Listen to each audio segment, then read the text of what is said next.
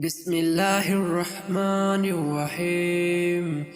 تبارك الذي بيده الملك وهو على كل شيء قدير، الذي خلق الموت والحياة ليبلوكم أيكم أحسن عملا، وهو العزيز الغفور. الذي خلق 7 سماوات طباقا، ما ترى في خلق الرحمن من تفاوت، فارجع البصر هل ترى من فطور، ثم ارجع البصر كرتين ينقلب إليك البصر خاسئا وهو حسير. ولقد زينا السماء الدنيا بمصابيح وجعلناها رجوما للشياطين وأعتدنا لهم عذاب السعير.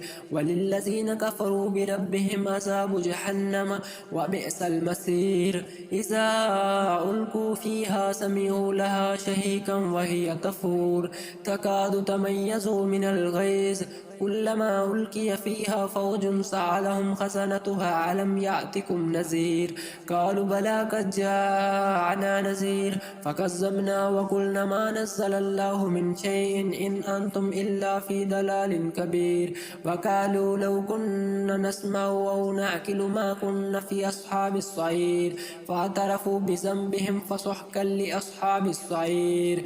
إن الذين يخشون ربهم بالغيب لهم مغفرة وأجر كبير. وأسروا قولكم أو اجهروا به إنه عليم بذات الصدور. ألا يعلم من خلق وهو اللطيف الخبير. هو الذي جعل لكم الأرض ذلولا فامشوا في مناكبها وكلوا من رزقه وإليه النشور. أأمنتم من في السماء أن يخسف بكم الأرض فإذا هي تمور، أم أمنتم من في السماء أن يرسل عليكم حاسبا فستعلمون كيف نذير. ولقد كذب الذين من قبلهم فكيف كان نكير. أولم يروا إلى الطير فوقهم صافات ويقبضن ما يمسكهن إلا الرحمن إنه بكل شيء بصير. أمن هذا الذي هو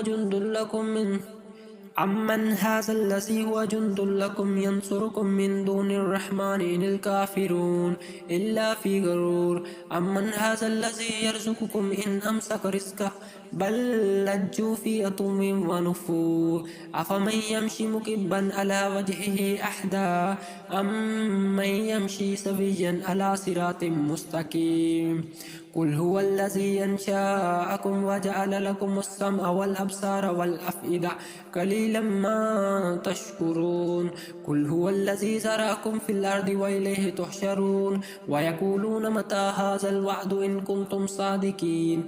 قل إنما العلم عند الله وإنما أنا نذير مبين. فلما رأوه زلفة سيئت وجوه الذين كفروا وقيل هذا الذي كنتم به تدعون. قل أرأيتم إن أهلكني الله ومن معي أو رحمنا فمن يجير الكافرين من عذاب أليم. قل هو الرحمن آمنا به وإليه توكلنا فستعلمون من هو في ضلال مبين.